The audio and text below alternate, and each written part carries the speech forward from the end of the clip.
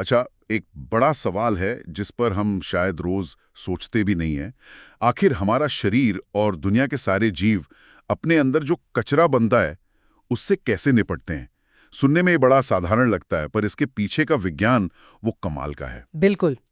हर जीव, चाहे वो एक कोशिका का हो या हाथू जितना विशाल, उसे अपने अंदर चल रही फैक्ट्रियों का कचरा, मतलब मेटाबॉलिज्म से बने अपशिष्ट, उन्हें बाहर फेंकना ही पड़ता है। ये जिंदा रहने की सबसे बुनियादी शर्तों में से एक है। और आज हमारी बातचीत का आधार जीव विज्ञान का एक अध्याय है जो इसी सफाई की प्रक्रिया पर केंद्रित है। उत्सर्जी उत्पाद एवं उनका निष्कासन। हमारा मिशन साफ है। हम सिर्फ ये रटने नहीं वाले कि उत्सर्जन क्या होता है। हम ये समझेंगे कि अलग-अलग जीवों ने इस चुनौती का सामना कैसे किया और खास तौर पर हमारे अपने शरीर के अंदर ये अविश्वसनीय इंजीनियरिंग काम कैसे करती है। तो चलिए इस विषय की गहराई में उतरते हैं। ठीक है, तो शुरू करते सबसे पहले सवाल से। शरीर को कुछ बाहर फेंकने की जरूरत पड़ती ही क्यों है? हाँ, सही सवाल है। ये कचरा आता कहाँ से? हमारे स्रोत में ammonia, urea, uric acid, carbon dioxide, पानी, कई तरह के आयनों का जिक्र है। ये सब हमारे अंदर बनते क्यों हैं? ये सब हमारे शरीर के इंजन, मतलब मेटाबॉलिज्म का, आप कह सकती हैं, धुआं या एग्जॉस्ट है। जब हमारा शरीर ऊर्जा बनाता है, कोशिकाओं की मरम्मत करता है, तो इन सारी क्रियाओं में कुछ सह उत्पाद यानी बाय प्रोडक्ट्स बनते हैं। अच्छा। और अगर इन्हें इकट्ठा होने दिया जाए तो ये जहर की तरह काम कर सकते हैं और शरीर का पूरा संतुलन बिगाड़ सकते हैं। ये एक तरह से फैक्ट्री का कचरा हुआ, जिसे अगर बाहर ना फेंका तो पूरी फैक्ट्री बंद हो जाएगी। बिल्कुल सही। और इस कचरे में हमारे स्रोत बताते हैं कि 3 नाइट्रोजन वाले अपशिष्ट सबसे अहम हैं: अमोनिया, यूरिया और यूरिक एसिड।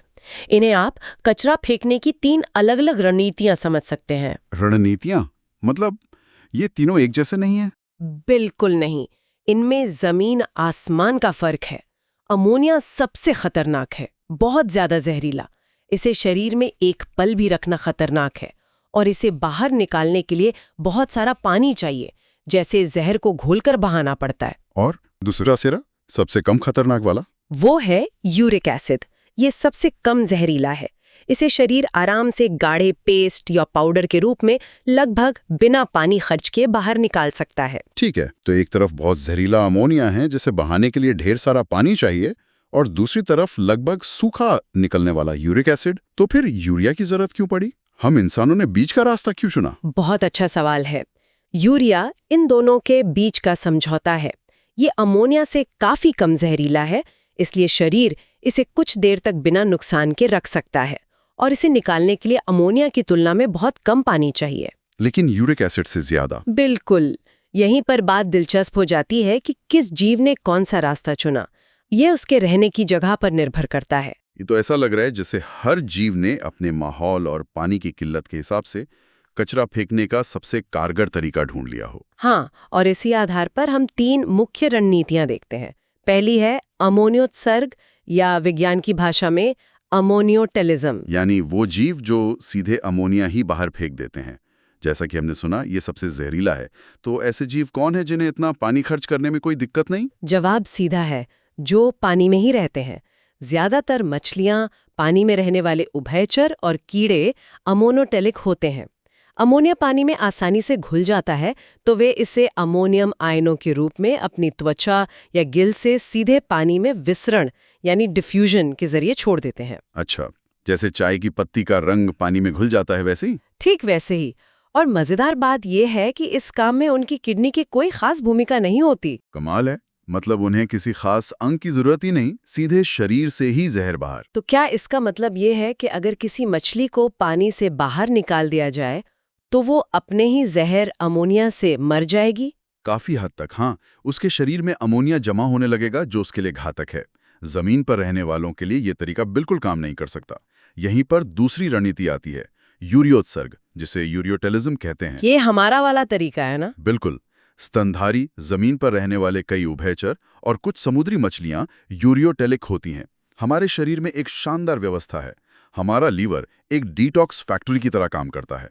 ये खतरनाक अमोनिया को पकड़कर उसे कम जहरीले यूरिया में बदल देता है। यानी शरीर जहर को एक कम जहरीले पदार्थ में बदल देता है ताकि उसे कुछ समय तक बिना नुकसान के रख सके और फिर आराम से बाहर निकाल सके। एकदम सही। फिर ये यूरिया खून में छोड़ दिया जाता है, जहां से हमारी किडनी इसे छानकर मूत्र के रूप में बाहर निकाल देती है। एक और रोचक बात यह है कि किडनी इस यूरिया की थोड़ी सी मात्रा को अपने अंदर बचाकर भी रखती है, जो बाद में पानी बचाने में मदद करती है। और वो जीव जिन्हें पानी की और भी ज्यादा बचत करनी होती है, जैसे रेगिस्तान में रहने वाले या पक्षी, उनके लिए है तीसरी और सबसे स्मार्ट रणनीति, यूरिकोटेलिज्म। सरीसृप, पक्षी और ज्यादातर कीड़े यूरिकोटेलिक होते हैं। वे यूरिक एसिड बनाते हैं जो लगभग ठोस होता है। वे इसे गोलियों या पेस्ट के रूप में बहुत कम पानी के साथ बाहर निकालते हैं। अच्छा, जैसे कचरे को दबाकर पैक करके फेंकना, ताकि कम से कम जगह लगे। बिल्कुल, ये पानी बचाने का सबसे बेहतरीन तरीका है। तो हमने देखा कि केंचुए से लेकर कॉकरोच तक हर किसी ने अपनी जरूरत के हिसाब से अलग अलग फिल्टर विकसित किए हैं। ये हमें एक बड़े सवाल पर लाता है, हमारे अपने शरीर के अंदर ये शानदार इंजीनियरिंग कैसे दिखती है? हाँ, प्राणी जगत में इस समस्या के कई समाधान विकसित हुए हैं। जैसे चपटे कृमियों में ज्वाला कोशिकाएं या फ्लेम सेल्स होती हैं। इनका मुख्य काम कचरा निकालना कम और शरीर में पानी और नमक का संतुलन बनाए रखना ज्यादा है। जिसे ऑस्मो रेगुलेशन कहते हैं। जी। और केंचुओं में वृक्कक यानी नेफ्रीडिया नाम की नलियां होती हैं। ये थोड़ी ज्यादा विकसित है। इसी तरह कॉकरोच जैसे कीटों में मैल्पीगी नलिकाएं होती हैं और झींगे में श्रृंगी ग्रंथियां। काम एक ही है, शरीर की सफाई, लेकिन औजार सबके पास अलग अलग हैं। चलिए अब मानव उत्सर्जन तंत्र की गहराई में उतरते हैं। हमारे शरीर में यह व्यवस्था कैसी है? तो देखिए, मानव उत्सर्जन तंत्र में मुख्य रूप से 4 हिस्से हैं। 4 हिस्से? हाँ, एक जोड़ी तो हो गई किडनी मतलब वृक्क, जो असली फिल्टर है। फिर 2 नलियां मूत्रवाहिनी, जो किडनी से मूत्र को एक थैली में लाती हैं, जिसे मूत्राशय कहते हैं। और अंत में एक मूत्र मार्ग यानी यूरीथ्रा, जिससे मूत्र शरीर से बाहर निकलता है। और इस पूरे सिस्टम का हीरो है किडनी। इसकी बनावट कैसी है? हमारी किडनी सेम के बीज के आकार की, गहरे लाल भूरे रंग की होती है। अगर हम इसे बीच से काटें तो 2 मुख्य हिस्से दिखते हैं। बाहरी हिस्सा छिलके जैसा है, जिसे वल्कुट या कॉर्टेक्स कहते हैं, और अंदरूनी हिस्सा गूदे जैसा है, जिसे मध्यांश या मेड्यूला कहते हैं। ठीक है। ये मध्यांश कई पिरामिड जैसी संरचनाओं में बटा होता है। हमारे स्रोत में एक नाम आया है, बर्तीनी स्तंभ। ये सुनने में किसी पुरानी इमारत के खंभे जैसा लगता है। क्या इसका काम भी कुछ वैसा ही है? आपका अंदाजा बिल्कुल सही है। आप किडनी के बाहरी हिस्से यानी वल्कुट को एक छत की तरह सोचिए, और अंदरूनी हिस्से मध्यांश के पिरामिडों को कई कमरों की तरह। ये स्तंभ उस छत के हिस्से हैं जो इन कमरों के बीच में आकर उन्हें सहारा देते हैं। तो ये सच में किडनी की बनावट के खंभे हैं। वाह! अब आते हैं उस हिस्से पर जो असल में सारा काम करता है। हमारे स्रोत बताते हैं कि हर किडनी में करीब 10 लाख यानी 1 मिलियन बहुत ही बारीक और जटिल नलिकाएं होती हैं। इन्हें वृक्काणु या नेफ्रॉन कहते हैं। बिल्कुल, नेफ्रॉन ही वो सूक्ष्म मजदूर है जहां खून साफ होता है और मूत्र बनता है। हर नेफ्रॉन के 2 मुख्य भाग हैं। कौन कौन से? पहला है गुच्छ या ग्लोमेरुलस, जिसे आप एक हाई प्रेशर वाली छलनी समझ सकते हैं। यह बहुत महीन खून की मिलियों का एक गुच्छा है। और दूसरा है वृक्क नलिका मतलब रीनल ट्यूब्यूल, जो एक लंबी घुमावदार ट्यूब है जो इस छलनी से छने हुए तरल को आगे ले जाती है। और ये नलिका शुरू कहाँ से होती है? यह नलिका एक प्याले जैसी संरचना से शुरू होती है, जिसे बोमन्स संपुट या बोमन्स कैप्सूल कहते हैं। यह प्याला उस छलनी यानी ग्लोमेरुलस को चारों तरफ से घेरे रहता है, ताकि जो भी छने वो इसी में इकट्ठा हो। अच्छा। इन दोनों को मिला के मैल्पिगी काय कहते हैं। और प्याले के बाद ये ट्यूब कहाँ-कहाँ घूमती है? काम करती है। इसके कई घुमावदार हिस्से हैं, जैसे समीपस्थ और दूरस्थ संवलित नलिकाएं, और बीच में एक यू के आकार का हेयर पिन जैसा मोड़ है, जिसे हेनले लूप कहते हैं। हमारे स्रोत में 2 तरह के नेफ्रॉन का जिक्र भी है, ऐसा क्यों? हाँ, ये बहुत महत्वपूर्ण है। ज्यादातर नेफ्रॉन वल्कुटीय होते हैं, जो स्टैंडर्ड मॉडल हैं। उनका हेनले लूप छोटा होता है, लेकिन कुछ सानिध्य मध्यांश नेफ्रॉन होते हैं। ये विशेषज्ञ हैं। विशेषज्ञ? किस काम में? इनका हेनले लूप बहुत लंबा होता है और किडनी की गहराई तक जाता है। यही लंबे लूप वाले नेफ्रॉन मूत्र को गाढ़ा करके पानी बचाने में माहिर होते हैं। ठीक है, तो अब हमारे पास पूरी संरचना है, एक जटिल फिल्टर और लाखों ट्यूबों का जाल। ये सब मिलकर मूत्र बनाते कैसे हैं? हमारे स्रोत बताते हैं कि इसके 3 मुख्य चरण हैं। हाँ, मूत्र निर्माण 3 चरणों में होता है: छानना, वापस सोखना और बाहर फेंकना। चलिए एक एक करके इन्हें समझते हैं। ठीक है। पहला कदम है छानना। इसे गुच्छीय निस्यंदन या ग्लोमेरुलर फिल्ट्रेशन कहते हैं। यहाँ गुच्छ यानी छलनी में खून को बहुत ज्यादा दबाव के साथ 3 परतों वाली एक झिल्ली से छाना जाता है। ये प्रक्रिया इतनी असरदार है कि खून में मौजूद बड़ी प्रोटीन और कोशिकाओं को छोड़कर बाकी सब कुछ, पानी, नमक, ग्लूकोज, यूरिया, छनकर बोमेन संपुट के प्याले में आ जाता है। इसीलिए इसे अल्ट्रा फिल्ट्रेशन भी कहते हैं। और यहाँ पर आंकड़े दिमाग चकराने वाले हैं। हमारी किडनी हर मिनट लगभग 1100 से 1200 मिलीलीटर खून साफ करती है। यह हमारे दिल से निकलने वाले कुल खून का 5वां हिस्सा है और इससे हर रोज अविश्वसनीय रूप से 180 लीटर तरल छनता है। बिल्कुल, और यहीं पर शरीर का सबसे बड़ा दांव आता है। सोचिए, शरीर 180 लीटर तरल पदार्थ को बाहर फेंकता है। ये एक बड़े फ्रिज के बराबर है, सिर्फ इसलिए ताकि वो उसमें से अपनी पसंद की चीजें चुनकर वापस ले सके। ये तो पागलपन लगता है। इतनी मेहनत क्यों? यही पागलपन शरीर को हर पल अपने अंदरूनी माहौल पर पूरा नियंत्रण देता है। और यहीं पर दूसरा कदम आता है, पुनः अवशोषण, मतलब रीएब्जॉर्प्शन। जाहिर है हम दिन में 180 लीटर मूत्र नहीं निकाल सकते, इसलिए उस 180 लीटर छने हुए तरल का लगभग 99% हिस्सा वृक्क की नलिकाएं वापस सोखकर खून में लौटा देती हैं। तो शरीर पहले सब कुछ बाहर निकाल देता है और फिर काम की चीजों को वापस चुन लेता है। ठीक यही होता है। ग्लूकोज, अमीनो एसिड, जरूरी लवण, इन सबको ऊर्जा खर्च करके जबरदस्ती वापस खींच लिया जाता है, जबकि पानी ज्यादातर अपने आप पीछे पीछे चला आता है। अकेले नलिका का पहला हिस्सा पीसीटी ही लगभग 70-80% पानी और जरूरी चीजों को वापस सोख लेता है। और उस यू आकार वाले हेनले लूप का क्या जादू है? हेनले लूप एक जादूगर की तरह काम करता है, खासकर पानी बचाने में। समझिए, ये एक यू आकार की एक तरफा सड़क है। जब तरल नीचे जाता है तो सड़क की दीवारें सिर्फ पानी को बाहर निकलने देती हैं। अच्छा, फिर जब तरल ऊपर आता है तो दीवारें सिर्फ नमक को बाहर फेंकती हैं। इस पहले पानी फिर नमक की तरकीब से ये लूप किडनी के अंदर एक बहुत नमकीन माहौल बना देता है। और इस नमकीन माहौल का क्या फायदा? यही नमकीन माहौल बाद में पानी को चूसने वाले एक शक्तिशाली चुंबक की तरह काम करता है, जिससे हम कम से कम पानी खोते हैं और हमारा मूत्र गाढ़ा हो पाता है। और तीसरा और अंतिम चरण, वो है स्रवण यानी सिक्रीशन। ये एक तरह से फाइनल क्वालिटी चेक है। इस प्रक्रिया में नलिका की कोशिकाएं खून में बचे खुचे कुछ और अपशिष्ट पदार्थों जैसे हाइड्रोजन आयन, पोटेशियम आयन और अमोनिया को सक्रिय रूप से पकड़कर छने हुए तरल में फेंक देती हैं।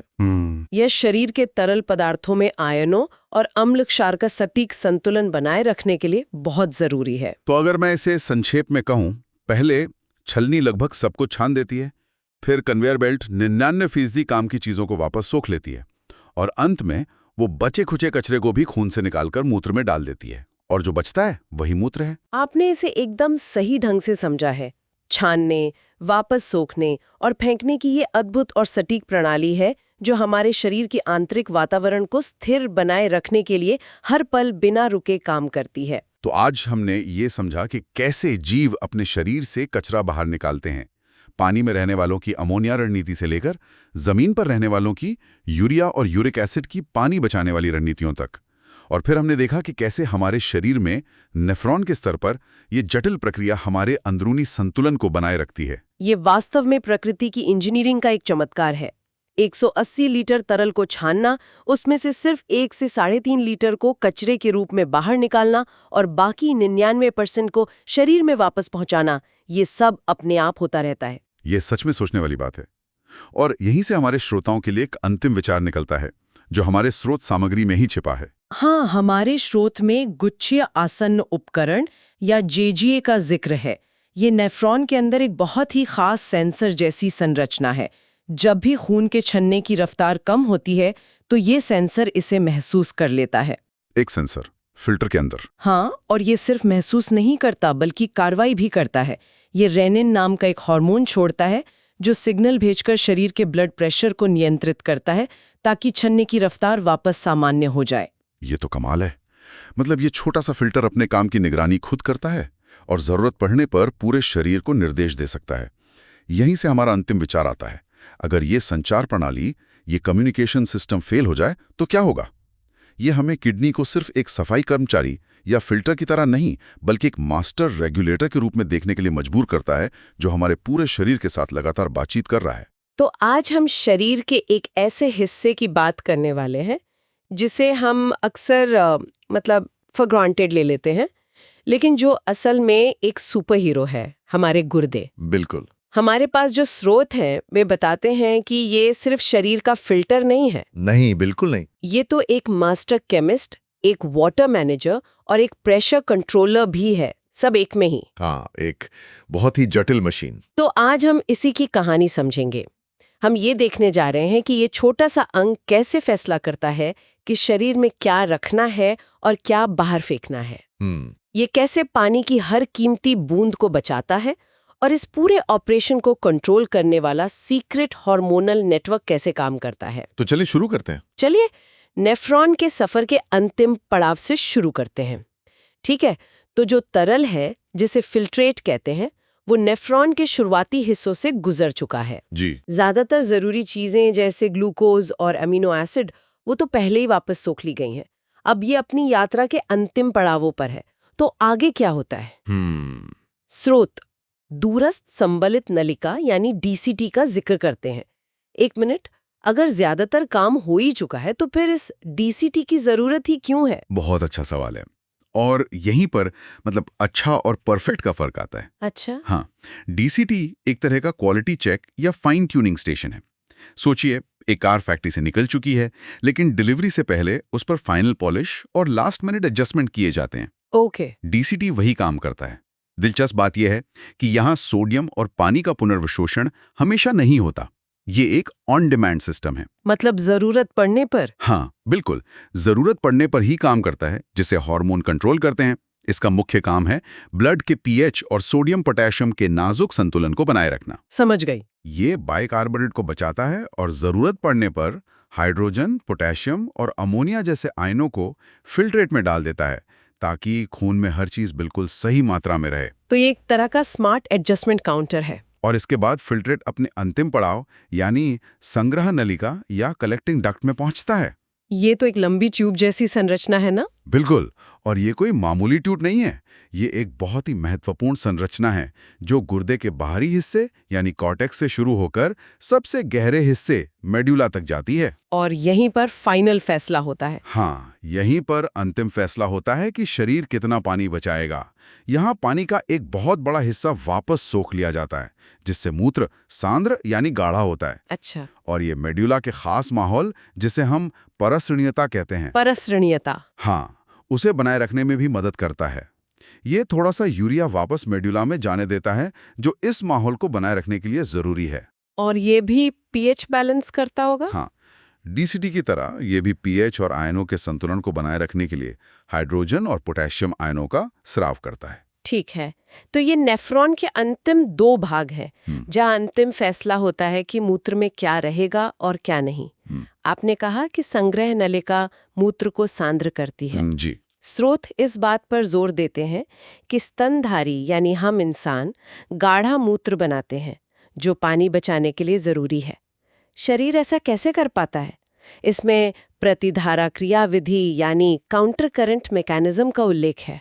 हाँ, ये सुनने में ही बहुत जटिल लगता है। हाँ, नाम थोड़ा टेक्निकल है, लेकिन इसका कॉन्सेप्ट बहुत आकर्षक है। ये शरीर की वाटर कंजर्वेशन की एक बेहतरीन इंजीनियरिंग है। अच्छा। इसे समझने के लिए 2 खिलाड़ियों को याद रखिए, हेनले लूप और वासा रेक्टा। वासा रेक्टा जो हेनले लूप के साथ साथ चलने वाली खून की नसें हैं। बिल्कुल।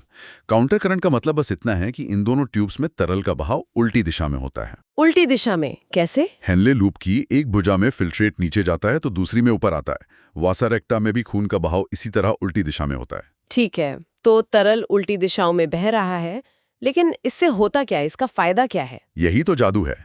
ये उल्टा बहाव गुर्दे के भीतरी हिस्से यानी मेडुला में एक खारापन का ढलान बनाता है। खारापन का ढलान? हाँ, इसे ऐसे समझिए कि जैसे आप किसी नमकीन झील में गहराई में जाते हैं तो पानी और खारा होता जाता है, वैसे ही गुर्दे के बाहरी हिस्से से भीतरी हिस्से की तरफ ये खारापन बढ़ता जाता है। कितना बढ़ता है? स्रोत बताते हैं कि यह ढलान कॉर्टेक्स में लगभग 300 मिलीऑस्मोल प्रति लीटर से शुरू होकर मेडुला के सबसे गहरे हिस्से में 1200 तक पहुंच जाता है। 4 गुना का अंतर, ये तो बहुत ज्यादा है। बहुत ज्यादा। मतलब गुर्दे के भीतर का माहौल बाहर के मुकाबले 4 गुना ज्यादा खारा है। ये तो कोशिकाओं के लिए बहुत मुश्किल होना चाहिए। बिल्कुल, चीजों से बनता है। नमक मतलब NaCl और यूरिया। ओके। हेनली लूप का डिजाइन बहुत अनोखा है। इसकी जो भुजा ऊपर जाती है वो जबरदस्ती नमक को बाहर पंप करती है, लेकिन वो पानी के लिए वाटरप्रूफ होती है। पानी बाहर नहीं जा सकता, सिर्फ नमक। हाँ, और जो भुजा नीचे आती है वो पानी को तो बाहर जाने देती है लेकिन नमक को नहीं। वाह, क्या डिजाइन है। इस अजीबोगरीब डिजाइन की वजह से मेडुला में नमक जमा होता जाता है और जैसा मैंने बताया, कलेक्टिंग डक्ट थोड़ा सा यूरिया भी बाहर छोड़ देती है। तो नमक और यूरिया मिलकर ये खारापन बनाते हैं। बिल्कुल। और जब फिल्ट्रेट इस खारे माहौल से गुजरता है तो ऑस्मोसिस के जरिए पानी अपने आप खिंचा चला आता है और खून में वापस चला जाता है। और नतीजा मूत्र गाढ़ा हो जाता है। हमारे गुर्दे शुरुआती फिल्ट्रेट के मुकाबले 4 गुना ज्यादा गाढ़ा मूत्र बना सकते हैं। ये सिर्फ सफाई नहीं बल्कि पानी बचाने की एक जबरदस्त इंजीनियरिंग है। ठीक है, तो ये काउंटर करंट सिस्टम मूत्र को गाढ़ा करने का एक ऑटोमेटिक तरीका है। लेकिन हमारा शरीर हमेशा ऑटो पायलट पर तो नहीं चलता। नहीं, बिल्कुल नहीं। क्या होता है जब हमें ज्यादा पानी बचाने की जरूरत हो या जब ब्लड प्रेशर गिर जाए? जाहिर है कोई ना कोई तो इस सिस्टम को कंट्रोल करता होगा। सही पकड़ा। यहीं पर हार्मोन्स की एंट्री होती है। एकदम सही। ये सिस्टम ऑटोमेटिक है लेकिन इसे रेगुलेट करने के लिए एक बहुत ही सोफिस्टिकेटेड हार्मोनल कंट्रोल सिस्टम है। स्रोत? हाँ, मुख्य रूप से 3 कंट्रोल मैकेनिज्म की बात करते हैं। 3? हाँ, जो एक दूसरे के साथ मिलकर काम करते हैं। चलिए पहले कंट्रोल सिस्टम से शुरू करते हैं। पहला कंट्रोलर हमारे दिमाग में बैठा है हाइपोथैलेमस। ओके। जब भी शरीर में पानी की कमी होती है, मान लीजिए आपने दिन भर पानी नहीं पिया, तो खून थोड़ा गाढ़ा हो जाता है। दिमाग में मौजूद खास सेंसर जिन्हें ऑस्मो रिसेप्टर्स कहते हैं, इसे तुरंत भांप लेते हैं। ये हाइपोथैलेमस को एक सिग्नल भेजते हैं और वो एक हार्मोन रिलीज करता है जिसका नाम है ADH। ADH यानी एंटी डायूरेटिक हार्मोन। बिल्कुल, जैसा कि नाम से ही पता चलता है, ये डायूरेसिस यानी ज्यादा मूत्र बनने को रोकता है। और ये काम कैसे करता है? ये हार्मोन कलेक्टिंग डक्ट की दीवारों में छोटे छोटे पानी के चैनल मतलब एक्वापोरिन्स खोल देता है। इससे से ज्यादा पानी फिल्ट्रेट से निकलकर वापस खून में चला जाता है। और मूत्र बहुत गाढ़ा बनता है। हाँ, और पानी बच जाता है। तो ADH हमारा वाटर सेवर हार्मोन है। अब दूसरे कंट्रोल पॉइंट पर आते हैं। स्रोत में JJA और रेनिन एंजियोटेंसिन मैकेनिज्म का जिक्र है। ये नाम तो बड़े भारी भरकम है। हाँ, नाम थोड़े डरावने लग सकते हैं पर काम बहुत सीधा है। ये सिस्टम शरीर का इमरजेंसी ब्लड प्रेशर बढ़ाने वाला बटन है। अच्छा। गुर्दे में ये एक खास सेंसर लगा होता है जिसे JGA कहते हैं। जैसे ही JGA को लगता है कि गुर्दे में आने वाले खून का प्रेशर या बहाव कम हो गया है, वो फौरन रेनिन नाम का एक एंजाइम छोड़ता है। एक मिनट, रेनिन, एंजियोटेंसिन, क्या हम इन्हें स्टेप 1, स्टेप 2, स्टेप 3 की तरह समझ सकते हैं? हाँ, बिल्कुल। रेनिन स्टेप 1 शुरू करता है। ये एक डोमिनो इफेक्ट शुरू करता है जिसका आखिरी डोमिनो है एंजियोटेंसिन 2। एंजियोटेंसिन 2। हाँ, और ये एंजियोटेंसिन 2 असली एक्शन हीरो है। ये 2 बड़े काम करता है। 2 काम? पहला, ये एक पावरफुल वैसोकंस्ट्रिक्टर है, यानी ये खून की नसों को भींचकर टाइट कर देता है, जिससे ब्लड प्रेशर तुरंत बढ़ जाता है। ओके, ये तो पहला काम हुआ। दूसरा, ये अधिवृक्क ग्रंथि यानी एड्रीनल ग्लैंड को एल्डोस्टेरॉन नाम का एक और हार्मोन छोड़ने का ऑर्डर देता है। एल्डोस्टेरॉन? हाँ, और ये एल्डोस्टेरॉन DCT को कहता है कि ज्यादा नमक और पानी सोखो। जब शरीर में नमक और पानी बढ़ता है तो ब्लड प्रेशर और बढ़ जाता है। तो ये एक डबल एक्शन मैकेनिज्म है। बिल्कुल। तो हमारे पास एक सिस्टम पानी बचाने के लिए है जो है ADH, और दूसरा ब्लड प्रेशर बढ़ाने के लिए है रेनिन एंजियोटेंसिन। ये तो सब कुछ बढ़ाने की बात हो गई। क्या ब्लड प्रेशर को कम करने के लिए भी कोई सिस्टम है? एक तरह का सेफ्टी वॉल्व? बहुत बढ़िया सवाल, और इसका जवाब है हाँ। अच्छा। तीसरा कंट्रोल पॉइंट दिल से आता है। जब ब्लड प्रेशर बहुत ज्यादा बढ़ जाता है तो दिल के ऊपरी हिस्से यानी अलिंदों की दीवारें खिंचती हैं। और फिर? इसके जवाब में दिल एक हार्मोन छोड़ता है जिसका नाम है ANF यानी एट्रियल नाट्रियोरेटिक फैक्टर। ANF। ये ANF रेनिन एंजियोटेंसिन सिस्टम का ठीक उल्टा काम करता है। ये एक वैसोडाइलेटर है, मतलब ये खून की नसों को फैलाता है जिससे ब्लड प्रेशर कम हो जाता है। तो ये एक तरह का ब्रेक है। हाँ, ये रेनिन एंजियोटेंसिन सिस्टम पर एक चेक या ब्रेक का काम करता है। ये तीनों मिलकर एक परफेक्ट बैलेंस बनाए रखते हैं। वाह, ये तो एक बहुत ही इंटेलिजेंट सिस्टम है। खैर, इस पूरी प्रक्रिया के बाद मूत्र तैयार हो जाता है और मूत्राशय यानी ब्लैडर में जमा हो जाता है। जी। अब आता है मूत्रण यानी मिक्सचुरेशन।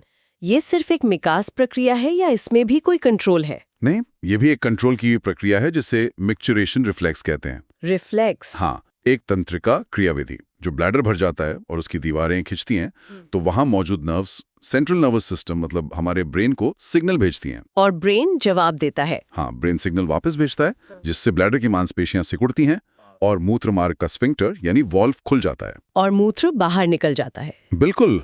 स्रोत कुछ दिलचस्प आंकड़े भी देते हैं। एक वयस्क इंसान दिन में करीब 1 से 1.5 लीटर मूत्र उत्सर्जित करता है। और इसमें यूरिया कितना होता है? इसमें रोजाना करीब 25-30 ग्राम यूरिया होता है।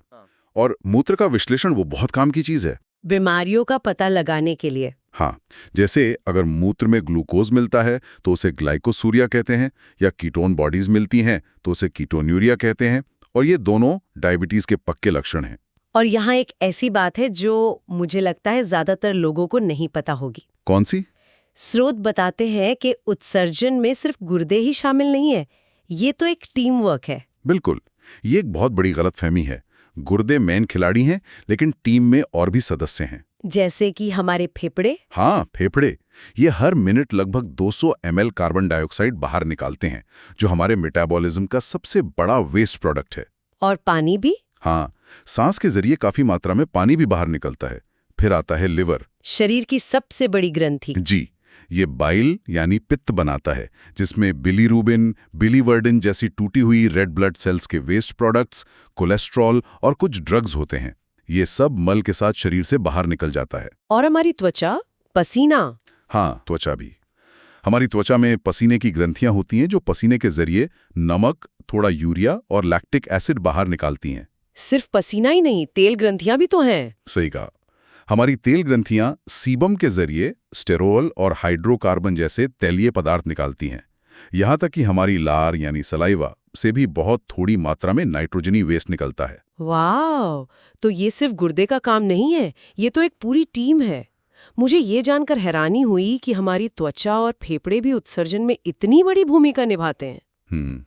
ये तो पूरी धारणा ही बदल देता है। लेकिन क्या होता है जब इस टीम का सबसे जरूरी खिलाड़ी यानी गुर्दा ठीक से काम नहीं करता? जब गुर्दे फेल होने लगते हैं तो ये एक बहुत गंभीर स्थिति हो सकती है। शरीर का कचरा, खास तौर पर यूरिया, खून में जमा होने लगता है। और इस स्थिति को यूरेमिया कहते हैं। हाँ, यूरेमिया। ये शरीर के लिए जहर जैसा है और ये बहुत खतरनाक हो सकता है। तो ऐसी स्थिति में इलाज क्या है? इसका एक मुख्य इलाज है हीमोडायलिसिस, जिसे हम आम भाषा में डायलिसिस कहते हैं। या आर्टिफिशियल किडनी? हाँ, आर्टिफिशियल किडनी भी कहते हैं।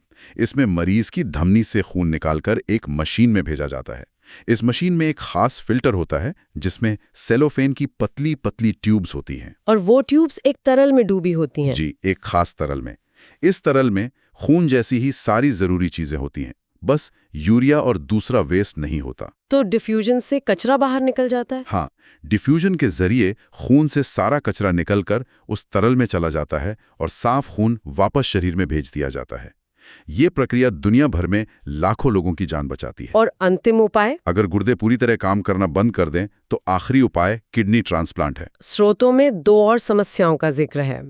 एक है रीनल कैल्कुलाई। हाँ, रीनल कैल्कुलाई यानी गुर्दे की पथरी। ये असल में कुछ लवण जैसे कैल्शियम ऑक्सलेट की क्रिस्टल होते हैं जो गुर्दे में जमा होकर पत्थर जैसे बन जाते हैं। और ये बहुत दर्द करते हैं। बहुत ज्यादा।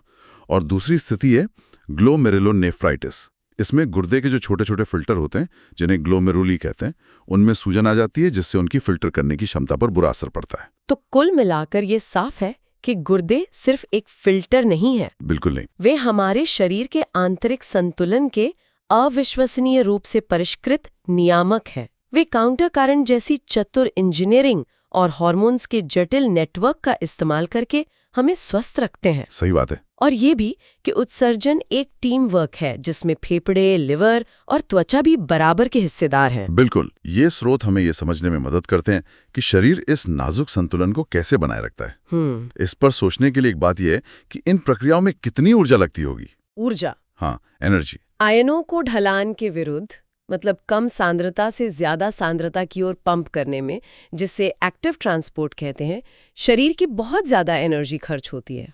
तो ये हमें विकास के बारे में क्या बताता है? ये हमें इस आंतरिक स्थिरता या होम्योस्टेसिस को हर कीमत पर बनाए रखने के विकासवादी महत्व के बारे में बताता है। ये बस एक सफाई प्रणाली नहीं है, ये जीवन को बनाए रखने की एक सक्रिय ऊर्जा गहन प्रक्रिया है जो हर पल हर सेकंड हमारे अंदर चल रही है।